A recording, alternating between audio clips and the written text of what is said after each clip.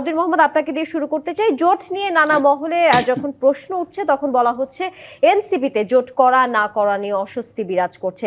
BNP জামাত প্রসঙ্গ থেকে আপনারা সবসময় মুখে বলে আসছেন যে আলোচনার সুযোগ আছে, আবার বলছেন আপনারা জোট করবেন না, আপনাদের এককভাবে নির্বাচন করার সিদ্ধান্ত আছে বা সেই প্রত্যাশা আছে। জোট নিয়ে আসলে আপনাদের অবস্থান কি, কেন স্পষ্ট করছে না, নাকি জোট নিয়ে সিদ্ধান্তরা আপনারা নেবেন না, বিএনপি জামায়াত যা দিবে তাতেই আপনারা খুশি থাকবেন? কি বলবেন? আপনাকে ধন্যবাদ। আমার সহ-আলোচক সংগ্রামী নেত্রী, ওনাকে শুভেচ্ছা। যারা দেখছেন, মূলত আপনি লাস্ট যেই পয়েন্টটা বললেন যে বিএনপি জামাত যা দিবে তা নিয়ে খুশি থাকবে কিনা, ব্যাপারটা দেখেন, এনসিপি রাজনীতিটা শুরুই হয়েছে আপনার সংগ্রামের মধ্য দিয়ে। সো আমরা রাজনৈতিক দল গঠনের পূর্বেই এমন কিছু ঘটনায় আমরা যুক্ত ছিলাম, বাংলাদেশের যা রাজনৈতিক যে পট পরিবর্তন এবং বাংলাদেশের পুরো রাজনৈতিক সংস্কৃতিরই বড় পরিবর্তনের সম্ভাবনা তৈরি করেছে। সেই প্রেক্ষিতে আসলে জোটের যেই রাজনীতি, এই রাজনীতি আসলে কেন জোটের রাজনীতি আমরা যদি বলে ধরেন, এখন যে রাজনৈতিক দলগুলো একে অপরের প্রতিপক্ষ হয়ে দাঁড়িয়েছে, তারা কিন্তু একটা দীর্ঘ সময় রাজনৈতিক জোটের মধ্যে ছিল। কারণ কি? কারণ তাদের একটা অভিন্ন লক্ষ্য ছিল যে তারা আসলে একইভাবে একটা অপশক্তির বিরুদ্ধে লড়াই করেছেন এবং তারা ভিন্ন রাজনৈতিক দর্শন থাকা সত্ত্বেও অভিন্ন শত্রুর বিরুদ্ধে লড়াই করতে গিয়ে তারাই রাজনৈতিক জোট গঠন করেছেন।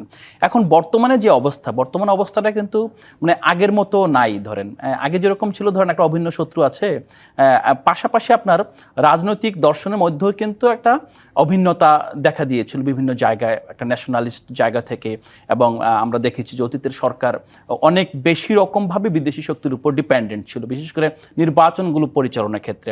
সেই ক্ষেত্রে কিন্তু সেই শক্তিকে প্রতিহত করার জন্য বাংলাদেশপন্থী সমস্ত শক্তি কিন্তু এক হয়ে গিয়েছিল।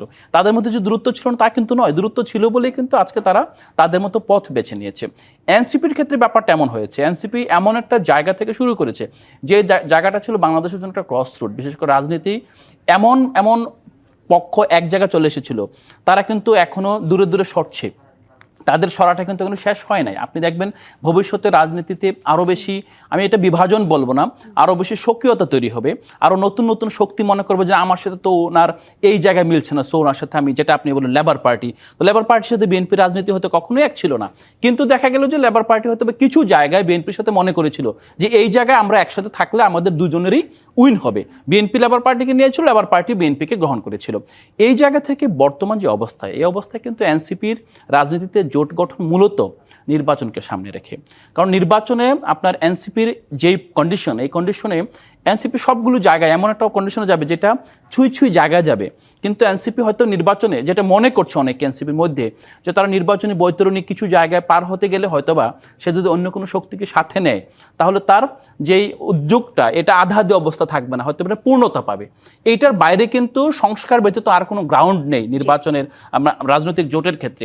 তো সেক্ষেত্রে আপনি যেটা বললেন যে বিএনপি জামাত, আমরা মনে করছি শুধু বিএনপি জামাত না, এখানে যারাই আসলে আরও অন্যান্য রাজনৈতিক দল আছে, সবাই মিলে একসাথে যদি, যেহেতু এখানে অনেকগুলো রাজনৈতিক দল যখন একই ভয়েস, একই ধরনের রাজনীতি নিয়ে মাঠে বিরাজ করে, তখন কিন্তু একটা বড় ইম্প্যাক্ট সৃষ্টি করে না।